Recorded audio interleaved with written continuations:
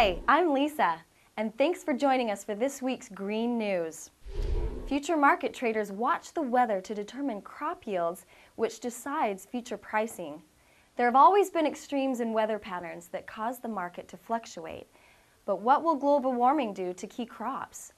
The magazine New Scientist reported that a study of weather data of 55 years determined that temperatures exceeding 29 degrees Celsius dramatically reduce crop yields. With global warming, average yields are predicted to decrease 30 to 46% before the end of the century under the slowest warming scenario, but could reach 63 to 83% with the rapid warming scenario. What does this mean for the U.S. economy and the world? Commodity grain prices will visibly increase. The prices of corn-based ethanol and corn syrup will also rise. In the subtropical and tropical regions, subsistence corn growers will be affected by the loss of crops. One answer to this problem is the cap-and-trade provision of the U.S. Climate Bill.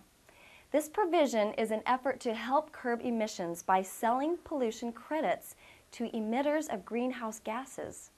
This is a good start in reducing the nation's carbon footprint. But the opposition states that this would cut the nation's gross domestic product, create higher energy costs, and cut jobs. However, this same negative impact on the economy will be seen if crop yields continue to drop due to climate change. The desert will be seeing green next month when the U.S. Green Building Council holds their annual GreenBuild International Conference and Expo in Phoenix.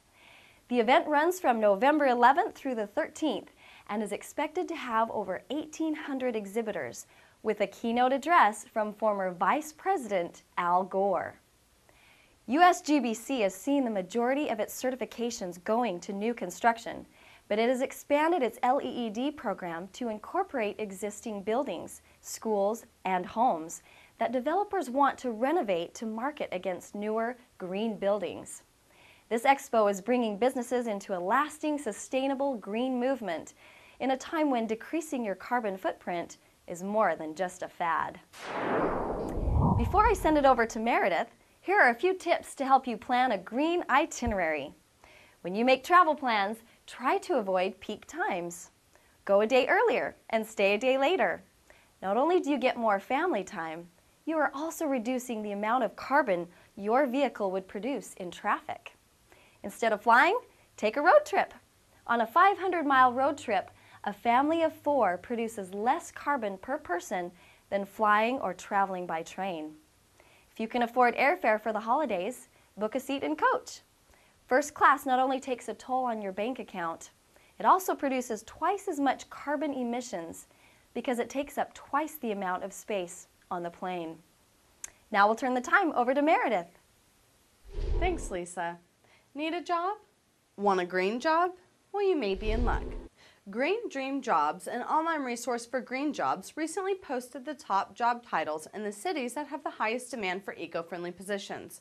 The company has been online since 1996 and has collected concrete historical and current data on the job titles employers want to fill. It is a misconception that a green job is someone who is only in a field of energy auditing or renewable energy. But in reality, the leading employer for green jobs is the nonprofit sector. Other companies that have a high need are looking for people to run projects and analyze data. There are also many positions for people in sales and business. The top city this past year has been Washington, D.C., with a high percentage of green nonprofits looking for executive directors. The other top 10 cities are those with major green business incentives and policies, which include the San Francisco Bay Area, New York, Seattle, Boston, Chicago, Portland, and Burlington. Even though there have been fewer green job openings in the past year, the variety of employment has greatly expanded. There is now a multitude of fields open for people of all skill levels. Solar energy is becoming more affordable with Dow Chemical's powerhouse solar shingles, leading the way in the integration of BIPV systems. These power generating systems are built directly into the traditional materials used in construction, which can make green renovations of existing buildings easier. The product is estimated to generate a $5 billion revenue by the year 2010 and $10 billion by 2020. The new shingle is made of thin film cells of a photovoltaic material that turns sunlight into electricity. It operates at a higher than 10% efficiency, which is lower than traditional solar panels. What makes this product marketable and easily adopted is its cost. Solar panel systems take knowledge, skill, more materials, and time to install. Instead of replacing the entire roof, the new shingles can be used with existing asphalt pieces. Installation time is cut down to 10 hours instead of the 22 to 30 hours required with solar panels. This alone cuts the cost of the total system price in half. Unlike solar panels, there is no special knowledge or skill required, meaning more construction companies can use this product. The new shingle will be released in North America to the home builders Lennar Corp and Pulte Homes Incorporated in 2010, with further expansion into other companies in 2011.